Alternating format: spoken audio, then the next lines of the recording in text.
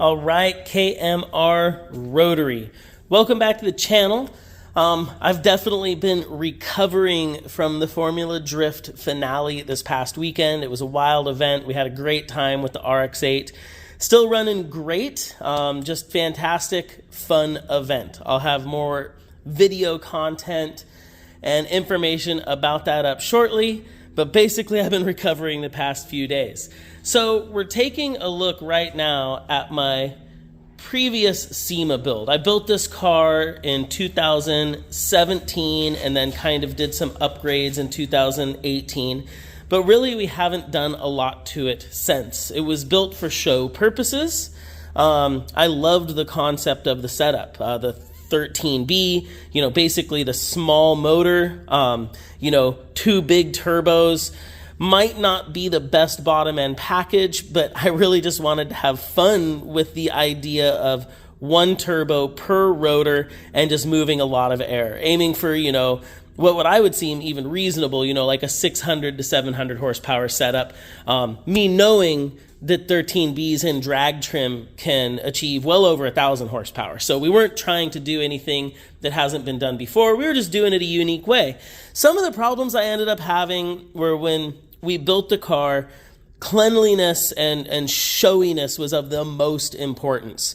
And so we ended up, not having power steering. I did a side mount alternator, electric water pump, and it looks fantastic. I do a lot of this stuff on my race cars, so that's kind of how I went about it, is a little bit more of a race-inspired build.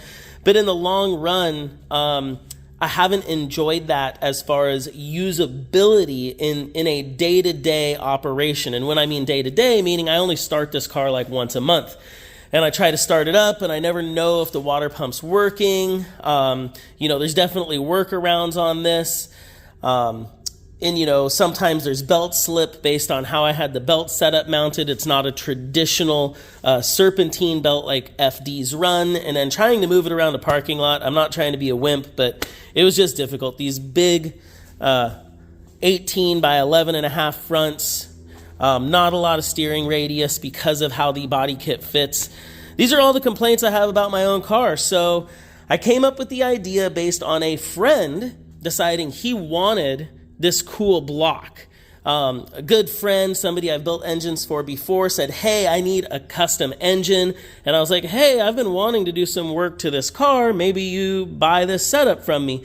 And he ended up just deciding on the block. So a future video coming up really soon is I'm going to tear this block down. It's been together for multiple years and only has about 11 miles on it.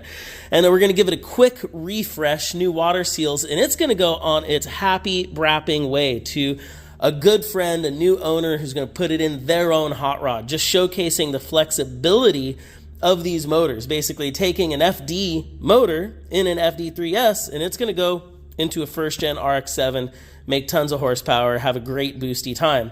But it really left me going, okay, what am I going to do with my show car? My first inspiration was I want to drop a 3-rotor in here. I've really wanted to do a billet 3-rotor peripheral port, and it would probably be naturally aspirated. And that was my first, I'm going to do this. I'm going to get rid of some of the other complications in this engine bay that I've had in the past. And I'm going to go naturally aspirated 3-rotor. And then over a few days, I pitched the idea to my friends, and I'd love everybody to comment below on the concept, but they were like, hey, you should do something even more wild. You've done a lot of 3-rotors. You should stay boosted. And then a couple more days went by, and people were like, how about you just make your show car more drivable because you never drive it? And I was like, well, that's an interesting concept. So we came up with 3 different ideas, basically. One to do the billet 3-rotor NA. One to do some crazy billet 3-rotor boosted monster, really showcase those billet motors. And then, the third option, which I'm leaning more towards now, is just build another 13B, stick with the twins, and go for a streetable combination in this engine bay. Try to showcase that a wild turbo setup and wild body kit might still be functional if I get rid of a little bit of the race-inspired build I went with. So that's kind of some updates on the FD3S. That's why it's on the lift. We're pulling the motor. We're going to put a new package into the engine bay, one of a couple options, and hopefully we're going to have this thing up and running with a little bit of freshness for upcoming 7 stock. You know, stay tuned. I think that's about a wrap right there. Anybody has questions about the setup, let me know. You know, it does run ethanol. It was set up as a flex fuel car based on the Haltech ECU. That way we could run different octanes and variations depending on where we were at. We wanted to go aggressive twins, both for the show and the boost potential. It seemed like a fun concept. You know, and then the intake manifolding is a custom aluminum intake, and we're running 6 injectors basically in the secondary position, no primaries. And right there, we were looking for just an ease of tuning operation with a lot of boost and the increased fuel volume we were going to need to support the horsepower and use flex fuel or ethanol in this build. So just kind of a little bit of the information about the build. It is twin wastegates as well. They both dump out the bottom. Like I said, I want power steering and more of a functional belt setup. And we're going to see what kind of engine package we get back in here. That's a wrap. KMR. Thanks for watching. It's what we do. We play with rotaries. I'm out.